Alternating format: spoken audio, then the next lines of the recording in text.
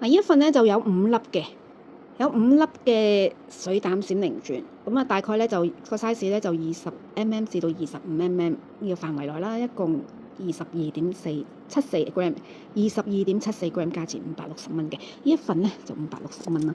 咁啊晶體都係清㗎，係屬於高質素嘅，但係咧佢入邊嘅水膽咧就未去到話收藏級別嗰一種，有好多種㗎。咁啊大致上咧好簡單咁講啦，水膽或者流沙水膽嘅閃靈鑽咧，一般嚟講咧晶體一樣嘢啦，二嚟咧佢入邊嗰個流沙水膽咧，佢嗰個有幾多啦，含量有幾豐富啦，幾多嘢睇咧，都會影響佢個價格㗎。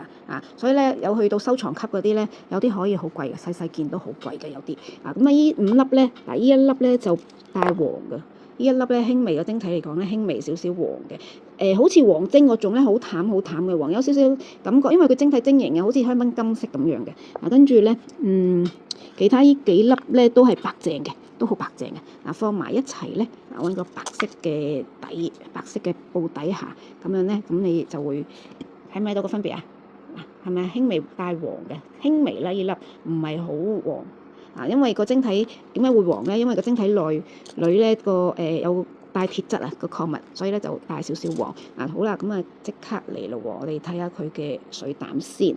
咁呢度位置咯。啲細細粒嚟講咧，就唔好預計佢話佢個水好豐富啦。見到佢個水珠仔都係要放大得好犀利先得㗎。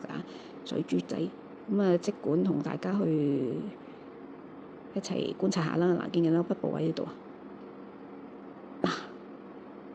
因為晶體清雖然佢細咧，所以你放大之後都好容易睇得到。呢粒咧就係輕微帶黃嗰粒嚟嘅。呢粒咧就晶體真係幾清㗎，佢就有少少去到好似美國閃靈咧嗰隻鑽石級嗰種清澈光度嘅，係啦。但係佢入邊係帶有黑礦物嘅，呢個咧就見唔見啦？有流沙會喐嘅呢個。點樣喐咧？睇下先。頭先我一開始揸佢喺手度，佢已經見到佢喐，又點講揾翻佢個角度點樣喐咧？呢個圈會喐嘅，真係會喐嘅。要咁樣嘅。咁樣嘅。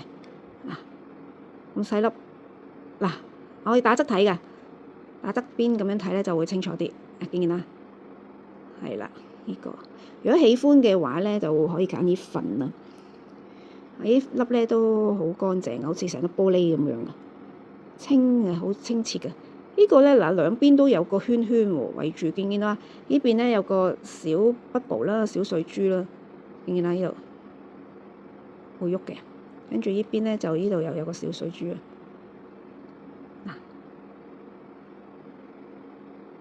好睇到啦！呢度有粒 BB 仔係生長緊日子有功咧，佢可能出年啦，或者後年啦。你呢度呢粒咧可能再大粒啲嘅，呢度有一粒細細粒，好少嘅，好少丁咁多突出嚟邊個角位，我先見到。係咪個影嚟嘅？係啦，如果有嘅話咧，可能邊位又會生多一粒咁樣嘅，會繼續生長㗎。佢即使開採咗出嚟咧，脫離咗佢嗰個生長嗰個地段嗰個地方嘅環境咧，其實你多啲接觸嗰啲咧，我哋叫佢做好似白水晶咁樣咧，亦都可以叫佢做水嘅化石多啲吸收水分咧，佢晶體會長大㗎，會長大㗎。咁但係當然啦，睇下個環境譬如話你屋企嘅環境，你擺喺公司嘅環境睇下適唔適合佢生長都要好似種花咁樣嘅，有啲擺喺有啲位置咧，哇生得好靚。係啦，咁睇唔到，唔知點樣為之對佢有利嘅環境㗎，係啦，所以有陣時你覺得佢生得唔靚，或者係擺喺嗰個位置度，好似樣衰咗喎，你嘗試將佢搬嚟去第二個地方，係啦，嗰個環境氣場可能改善咗好咗咧，佢又會靚翻嘅，會有影響㗎，個環境氣場會有影響㗎，所有天然嘅晶體呢個都係流沙嚟嘅，都係因應個環境氣場係啦，令到佢有變化嘅，呢個都有流沙嘅。